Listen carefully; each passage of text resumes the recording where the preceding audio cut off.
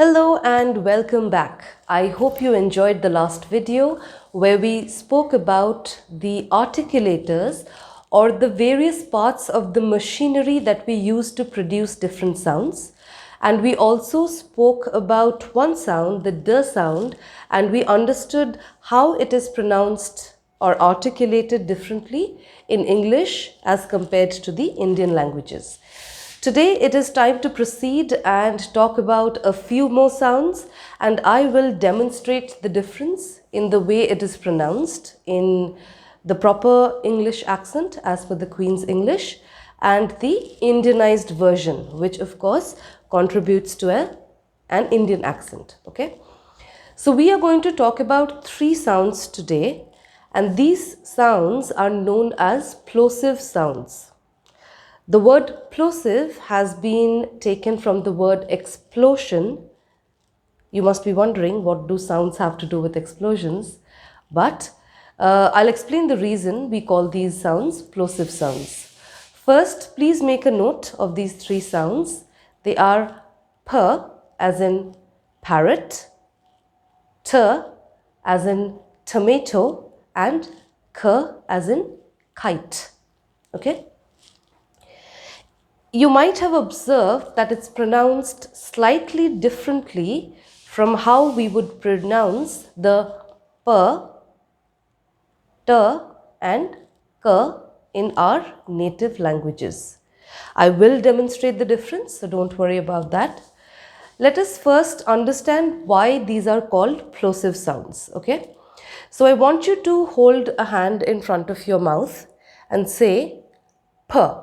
Now when you say P, I want you to first purse your lips completely and then release the air with a gush. So instead of saying P by just pressing your lips together, you purse your lips and release it like this, P, P. Okay?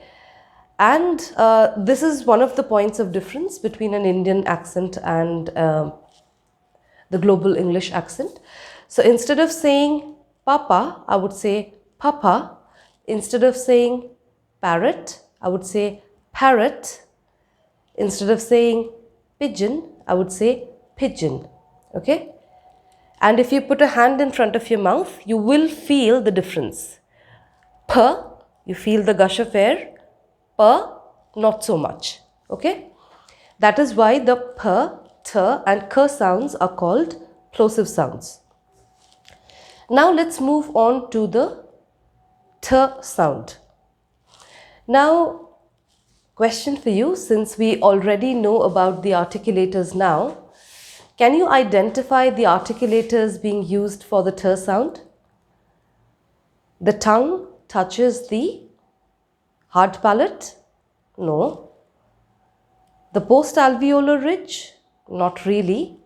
It actually touches the gum ridge or the alveolar ridge, and it's similar to the D sound. Okay, so it's pronounced as T, T, T, T, T, T. I want you to practice this sound drill and say words that have the T sound in them, like tomato, train, cat, tiger, tree, and Timon. I was not really able to come up with the last word. My mind went blank. Anyhow, what will happen if you produce the T sound by using the post-alveolar ridge or the hard palate? It will sound like tomato, train,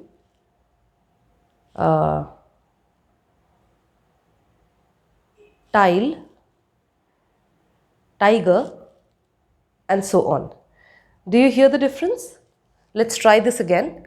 T at the hard palate or the post-alveolar ridge, and T, T. Okay? Please practice. Now we'll move on to the last plosive sound, which is the K sound. This again is different from the K sound that we have in our native languages. And again, the same difference, you will feel the gush of air.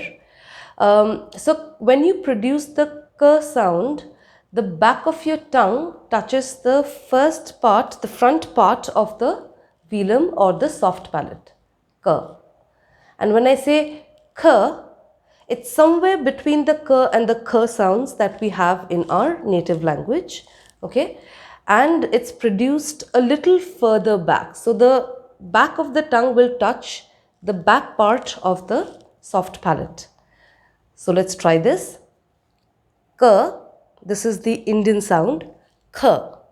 Do you feel the gush of air on your palm? So let's try and pronounce a few words with the K sound. Carnival, cactus, cake, package, cream. Okay, and since you now know the 3 plosive sounds, I want you to write down at least 20 words which have the p, t and k sounds in them, and please practice pronouncing them. If you want, you can keep a hand in front of your mouth when you actually pronounce those words. If you feel the gush of air, you know you're getting it right.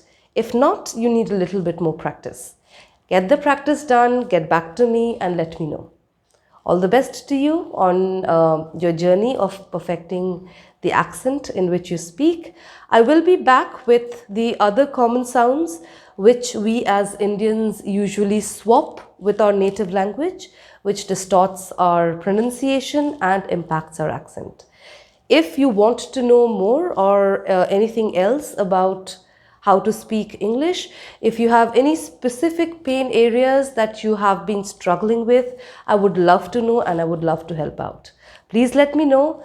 Please like, subscribe and share it with the ones who need this.